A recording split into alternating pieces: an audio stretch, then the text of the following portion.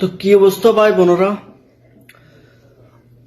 একটা প্রবাসী ভিডিও দেখে আমি খুব কষ্ট পাইলাম। কারণ কষ্ট পাওয়াটা দুঃখজনক। আমরা তারা একটু ভিডিওটা একটু দেখি আমরা সবাই মিলে। আল্লাহ, ইলিয়াস খন্দকারের মাধ্যমে আমি সৌদি আরব আইছি। এই ইলিয়াস খন্দকার আমার বলছিল 1200 রিয়াল বেতন খামো, 1200 রিয়াল ওভারটাইম করে খামো। কাজ হয়েছে এয়ারপোর্ট ক্লিনারের কাজ। আসার পরে আজ পর্যন্ত একটা দিন ফোন করে আমার খবর লইছে না। আমি বহুবার ওর কাছে ফোন দিছি, ও একটা দিন আমার ফোনটা ধরে নাই।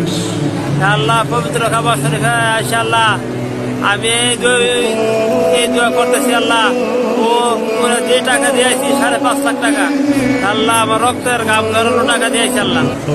আল্লাহ আমার রক্তের গাম ধরানো টাকা দিয়েছি। আল্লাহ, তুমি যদি আল্লাহ করে হাওয়ায় বোগায় অসল করে দুনিয়া থেকে নেও, আল্লাহ এই দোয়াটি করি। আল্লাহ করে যদি হাওয়ায় বোগায় দুনিয়া থেকে নেও, এই দোয়াটি করি। আমিন আমিন।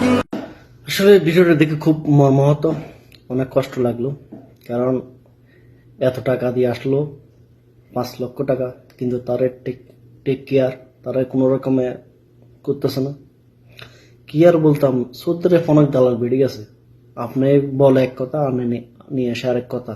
আর কিছু আছে দেখলাম দালাল, মানে কি ভালো বিষয়ের নাম দিয়ে এখানে আসে ছেড়ে দেয়, অনেক কষ্ট করে। বেশিরভাগ দিকে ভাতার মধ্যে আমি গেলে বুঝতে পারেন, বাঙালি মার্কেট, মানে রাস্তা পাশে শুয়ে আছে, মসজিদের পাশে শুয়ে আছে, এমন কোনো অবস্থা, খুব হৃদয়ে বারো। তো আপনারা যদি হয় তাহলে ভালো একটা মানুষ বুঝেছে নিয়ে আসা ভালো। আর অবশ্যই কর্ম জানা মানুষ আসলে যে কোনো কাজে উপায় এখানে কাজ করা যায়, কিন্তু বেকার মানুষ আসলে খুব কষ্ট। আপনি যে কোনো সৌদি আরব মানুষ থেকে জিজ্ঞেস করতে পারেন যারা এখানে আছে, যে আপনি যে কাজ জানেন তাহলে সৌদি আরব আসেন, যে কোনো কাজ জানেন সৌদি আরব আসেন, তাহলে সমস্যা নেই, কোনো একটা ব্যবস্থা হয়। কিন্তু কাজ না জানলে আসলে খুব খুব সমস্যা। সবাইকে বলতেছি, দাল থেকে মুক্ত থাকুন।